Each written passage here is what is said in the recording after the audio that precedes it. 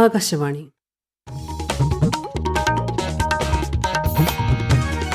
നമസ്കാരം. പ്രാദേശിക വാർത്തകൾ വായിക്കുന്നത് ലിൻസ സിറാജ്.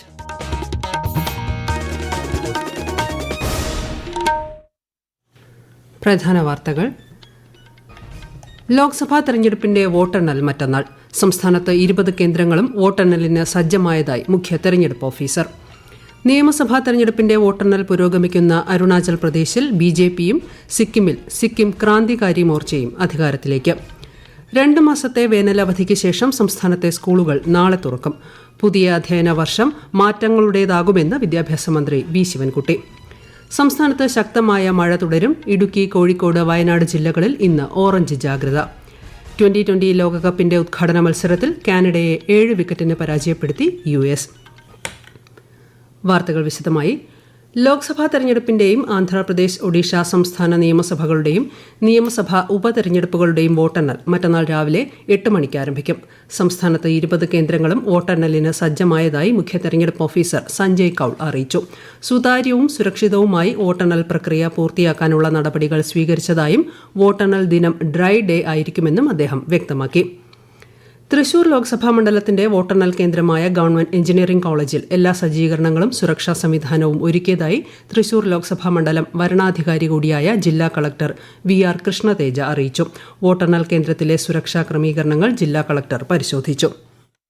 രാവിലെ 8 മുതലാണ് വോട്ടെണ്ണൽ ആരംഭിക്കുന്നത്. ആദ്യം പോസ്റ്റൽ ബാലറ്റുകളാണ് എണ്ണിത്തുടങ്ങുക. പോസ്റ്റൽ ബാലറ്റ് എണ്ണുന്നതിന് വരണാധികാരിയുടെ നേരിട്ടുള്ള നിയന്ത്രണത്തിൽ 30 ടേബിളുകളാണ് തയ്യാറാക്കിയിട്ടുള്ളത്. തൃശൂർ ലോക്സഭാ മണ്ഡലത്തിന്റെ വോട്ടെണ്ണൽ കേന്ദ്രമായ തൃശൂർ ഗവൺമെന്റ് എഞ്ചിനീയറിംഗ് കോളേജിന് ജൂൺ 4-ന് അവധി പ്രഖ്യാപിച്ചിട്ടുണ്ട്. തൃശൂർ ലോക്സഭാ മണ്ഡലത്തിൽ ഉൾപ്പെട്ട 7 നിയോജക മണ്ഡലങ്ങളുടെ EVM, VVPAT എണ്ണുന്നതിന് പ്രത്യേകം ഹാളുകൾ സജ്ജീകരിച്ചിട്ടുണ്ട്. എല്ലാ ഹാളുകളിലും വോട്ടെണ്ണൽ പ്രക്രിയ പൂർണ്ണമായും വീഡിയോഗ്രാഫി ചെയ്യുന്നതിനുള്ള നടപടികളും പൂർത്തിയാക്കി. വോട്ടെണ്ണൽ കേന്ദ്രത്തിനുള്ള കനത്ത സുരക്ഷാ ബന്ദോബസ്ത് കേന്ദ്രസേന നിയന്ത്രണത്തോടൊപ്പം തെരഞ്ഞെടുപ്പ് കമ്മീഷന്റെ നിർദ്ദേശപ്രകാരം 3 തട്ടുകളിലായി വിന്യസിക്കും. പുറത്തും സുരക്ഷയുമായി ബന്ധപ്പെട്ട് ക്യാമറകൾ സ്ഥാപിച്ച് നടപടികൾ പൂർത്തിയാക്കിയിട്ടുണ്ട്.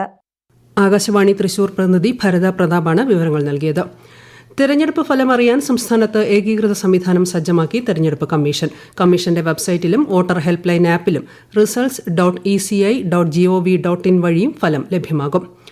ഭരണ തുടർച്ചയുടെ സൂചന നൽകി അരുണാചൽ പ്രദേശ്, സിക്കിം നിയമസഭാ തെരഞ്ഞെടുപ്പുകളിലെ വോട്ടെണ്ണൽ പുരോഗമിക്കുന്നു. അരുണാചലിൽ BJP അധികാരം ഉറപ്പിച്ചു.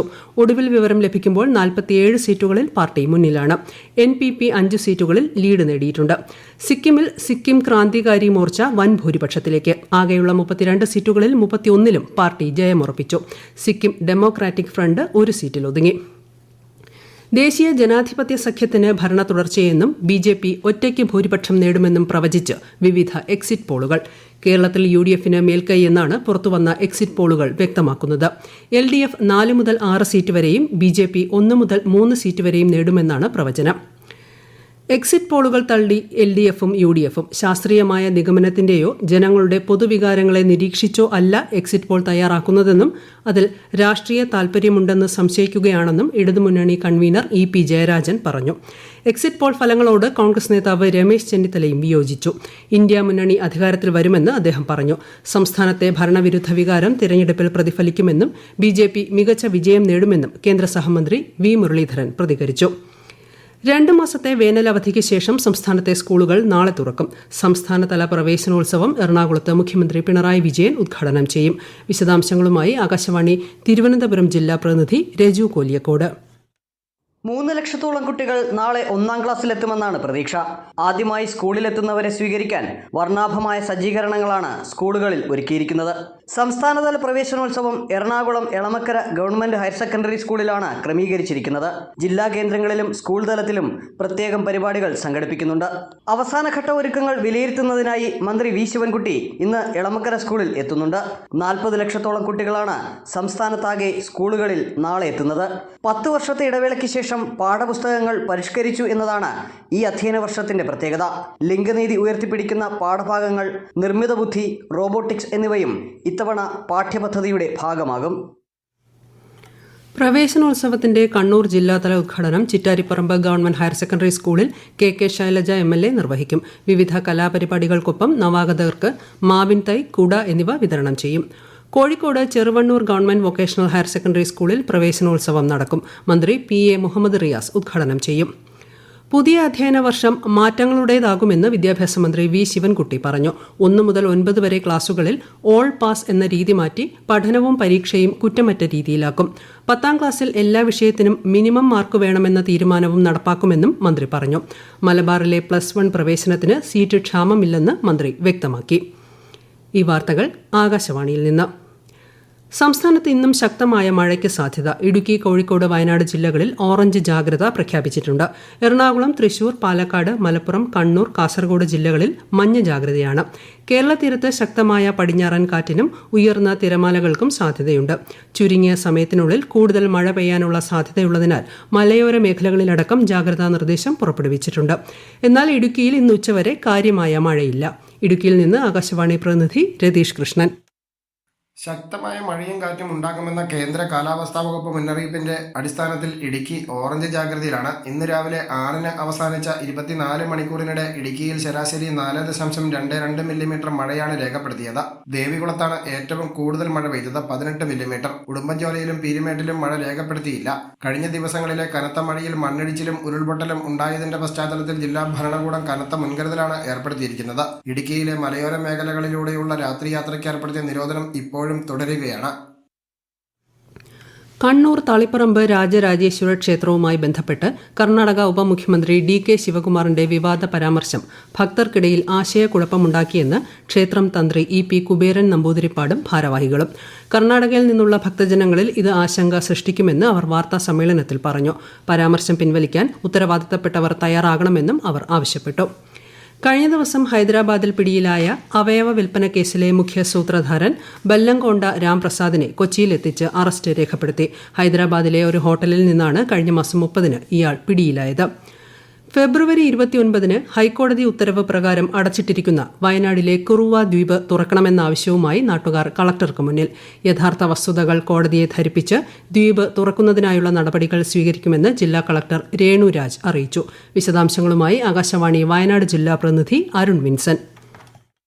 കാട്ടാനയുടെ ആക്രമണത്തിൽ 2 പേർ കൊല്ലപ്പെട്ടതോടെയാണ് കുർവ ദ്വീപിലേക്ക് സഞ്ചാരികളെ പ്രവേശിപ്പിക്കുന്നത് നിർത്തിവെച്ചത്. ഇതോടെ നിരവധി പേർക്ക് ജോലി നഷ്ടമായി. കുടുംബശ്രീ പ്രവർത്തകർ ഉൾപ്പെടെയുള്ള നിരവധി സംരംഭകരുടെ വരുമാന മാർഗവും ഇല്ലാതായി. ഈ സാഹചര്യത്തിലാണ് ജില്ലാ ഭരണകൂടം ഇടപെട്ട് ബാംബു റാഫ്റ്റിംഗ് സംവിധാനം കൂടുതൽ മെച്ചപ്പെടുത്തിയത്. കുർവ ദ്വീപിന്റെ സൗന്ദര്യം നുകർന്ന് ബാംബു റാഫ്റ്റിംഗിൽ 15 മിനിറ്റ് യാത്ര ചെയ്യുവാൻ ഒരാൾക്ക് 100 രൂപയാണ് നൽകേണ്ടത്. അതേസമയം ഇവിടെ എത്തുന്ന സഞ്ചാരികൾക്ക് കുർവ ദ്വീപിനുള്ളിൽ പ്രവേശിക്കാൻ കഴിയാത്തതിനാൽ നിരാശയോടെയാണ് പലപ്പോഴും മടങ്ങുന്നത്. കുർവ ദ്വീപിലേക്ക് കയാക്കിംഗ് ഉൾപ്പെടെയുള്ള സംവിധാനങ്ങളും ഉടൻ ഒരുക്കും. അടിയന്തരമായി കുർവ ദ്വീപ് തുറന്നു പ്രവർത്തിപ്പിക്കണമെന്നാണ് നാട്ടുകാരുടെ ആവശ്യം. കൊട്ടിയൂർ വൈശാഖോത്സവത്തിലെ 4 ആരാധനകളിൽ മൂന്നാമത്തേതായ രേവതി ആരാധന ഇന്ന് നടക്കും. മണിത്തറയിലെ സ്വയംഭൂവിൽ പാലമൃത അഭിഷേകം നടത്തും. വൈശാഖോത്സവത്തിൽ പങ്കെടുക്കാനെത്തുന്നവരുടെ തിരക്ക് വർദ്ധിച്ചിട്ടുണ്ട്. കണ്ണൂർ രാജ്യാന്തര വിമാനത്താവളത്തിൽ നിന്ന് സ്ത്രീകൾക്ക് മാത്രമായുള്ള ഹജ്ജ് വിമാനം നാളെ ഉച്ചയ്ക്ക് 1:30-ന് യാത്ര തിരിക്കും. നാളെ 2 വിമാനങ്ങൾ ഹജ്ജ് സർവീസ് നടത്തും. അതിനിടെ ആദ്യ ഹജ്ജ് സംഘം പുണ്യഭൂമിയിലെത്തി.